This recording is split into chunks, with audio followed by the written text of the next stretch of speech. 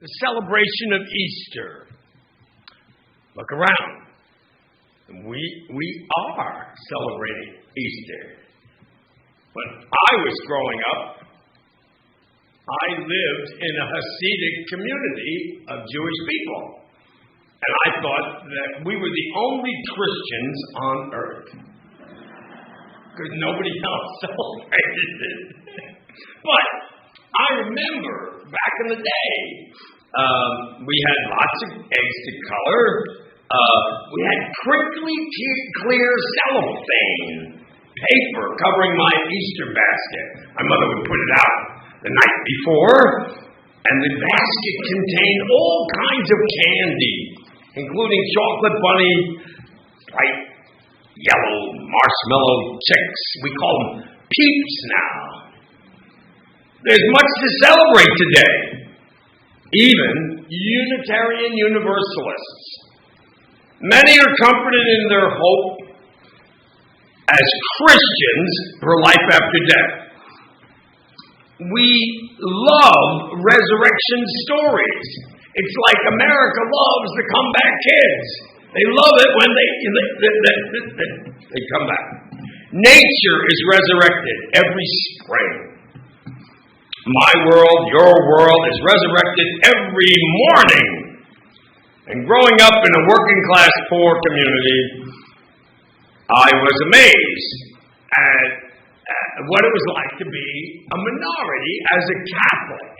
I was convinced that we were the best church. And when I went over to the Protestant church, I thought that was the best church. And the best church.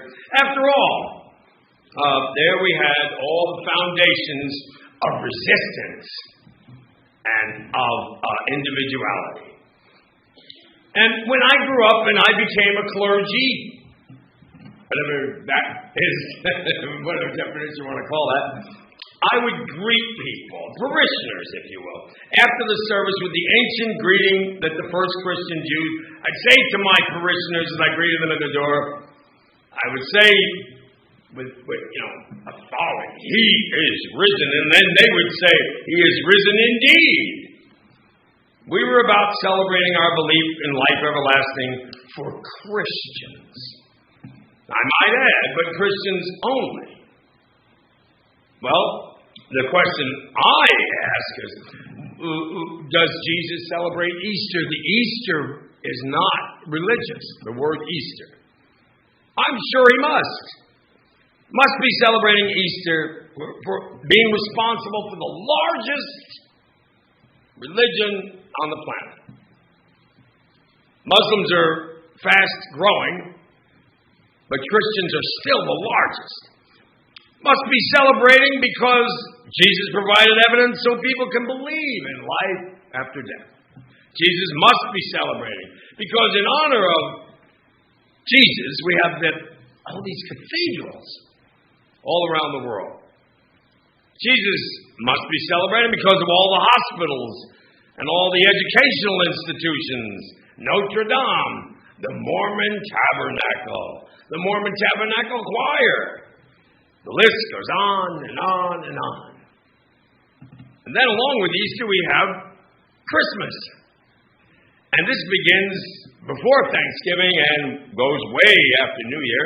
Why wouldn't Jesus celebrate that too? Must be celebrating. When he looks and sees Joel Osteen with 25,000 to 45,000 people in what was the Houston Rockets Arena, worshiping every Sunday morning in Houston. Must be celebrating the many miraculous healings in his name. Or maybe Jesus does not celebrate. Maybe it's a sad day. For if your death caused the greatest divide in the human family ever, would you celebrate? If your death caused your followers to condemn to eternal hell all those who did not interpret your death correctly, would you celebrate? If your followers took what you said was the greatest teaching, love God and your neighbor as yourself, if your followers took what you said with that teaching and replaced it with what they thought was a better teaching, more improved teaching would celebrate. Well, we're told that Jesus died for our sins, and you believe that or you go to hell. And would you celebrate? If your followers came up with a teaching that condemned your friends who were in your very own religion, would you celebrate? For the death of Jesus has divided the planet between the Christian world and the non-Christian world. For the death of Jesus separated everyone who's ever lived and who will ever live between the saved and the unsaved. Who is celebrating? If wars have been fought, killed over your death, would you celebrate? A favorite Christian hymn I grew up singing as a child, because right next to us was a Salvation Army office center, and they had the greatest theme. I loved it because I used to sing it all day long. Onward, Christian soldiers, marching as to war, with the cross of Jesus going on before. Well, if we sang a hymn about you using a war reference, would you celebrate? The universal arc of justice, the moral arc of the universe, is not moved by believing Jesus died for our sins. The moral arc of the universe is moved by love of your Creator and your neighbor as yourself. That's Mark 12, 28 to 31. Not John 3:16. All the great civil rights battles throughout history have been driven by what Jesus said. The greatest teaching, treat your neighbor as you want to be treated. This teaching is why we no longer have slavery. We finally took the log out of our own eye and recognized being a slave is now how I would not want to be treated. This teaching is why we have women's rights. This teaching is why there are many females in high levels of the church's work. There are many that are bishops and district leaders and doing great things. This is teaching of how we would solve the challenge of reproductive rights. Well, I need to ask, am I treating women as I want to be treated? Love your neighbor as you love yourself. That's what it says. This teaching is why we no longer condemn homosexuals. This teaching is why we have gay marriage. Love your neighbor as you love yourself. Believing someone was murdered for my sins does nothing toward moving the universal arc of justice. Believing someone died for me only makes Jack feel good or better about me. There's nothing about the way I treat my neighbor. Well, I could go on and on about how knowing God forgives me might incline me to forgive my neighbor. So in that respect, it can improve my moral character. The immigration problem is not solved by believing Jesus died for my sins and their sins. It'll be solved when we ask the question, am I treating the stranger as I would like to be treated? Peace in the Middle East will not come by believing that Jesus died for their sins. Peace will not come in the Middle East when Palestinians don't ask the question, am I treating my neighbor as I would like to be treated? No social justice ever came about by condemning people for having different religions. This would be social injustice. We will save the planet when we ask the question, are we treating the planet, and do we want the planet to treat us in the same manner? Are we being stewards responsibly with what we've been given? And all the church leaders and all the church followers, I keep asking the question, are non-Christian people saved? And no one dares have the courage. And know in their hearts they believe non-Christians are saved, but are afraid to say it. What do we do with Jews? What do we do with Mormons? What do we do with Muslims? What do we do with Hindus? What do we do with atheists? are agnostics. Are they saved? The fear of hell, that terrorist notion, is a powerful deterrent. Fear of losing your job is a powerful deterrent. So a lot of those church people wouldn't dare speak up. I know this because I've asked, and it's amazing how quiet and silent they are and how quickly they exit. Hopefully the day will come when the Christian world will stop condemning non-Christians.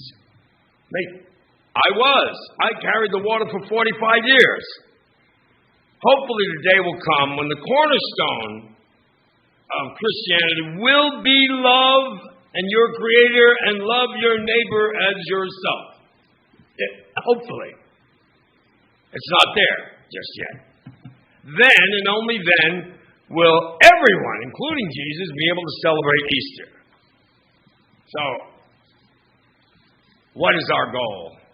What is our thought? And I came across about what was the most important value.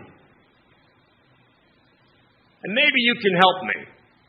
I always like audience participation. But I think it's so significant. This is what I found. And I thought you might like to know this too. What is the most important thing to you? On Easter, it might be good to reflect upon some of these things. And then you could tell me who you think wrote this. I reached the pinnacle of success. In others' eyes, my life is the epitome of success. However, aside from work, I have little joy. In the end, wealth is the only fact of life that I am accustomed to. At this moment, lying on a sickbed and recalling my whole life, I realize that all the recognition and wealth that I took so much pride in have paled and become meaningless in the face of impending death. You can employ someone to drive the car for you, make money for you, but you cannot have someone bear the sickness for you. Material things lost can be found. But there is one thing that can never be found when it is lost. Life. When a person goes into the operating room, they will realize there is one book that is yet to finish reading. Book of Healthy Life. Whichever stage of life we are at right now, with time, we will face the day when the curtain comes down. Treasure love for your family, love for your spouse, love for your friends. Treat yourself well. Cherish others. As we grow older and hence wiser, we slowly realize that. Wearing a $300 or $30 watch, they both tell the same time. Whether we carry a $300 or $30 handbag, the amount of money we carry is the same.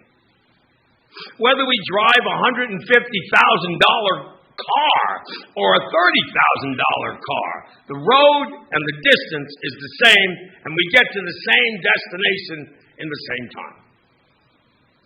Whether we drink a $300 or $10 wine, the hangover is the same. Whether the house we live in is 300 or 30,000 square feet, loneliness is the same. You will realize inner happiness does not come from this world. Teach your children not to be rich, but happy, so they know the value of things and not the price. Whether you fly first class or economy class, if the plane goes down, you go down with it. Therefore, I hope when you realize you have mates, old friends, buddies, brothers and sisters, those you chat with, sing songs with, laugh with, talk with, talk about north, south, east, or west, or heaven on earth. That is true happiness. The best words in London: eat your food as your medicines. Otherwise, you will have to eat your medicines as your food. The one who loves you will never leave you, because even if there are 100 reasons to give up, or she'll find one reason to hold on. There's a big difference between a human being and being human. Only a few really understand it. You are loved when you are born, and you are loved when you die. In between, you have to manage. If you want to go fast, go alone. But if you want to go far, go together.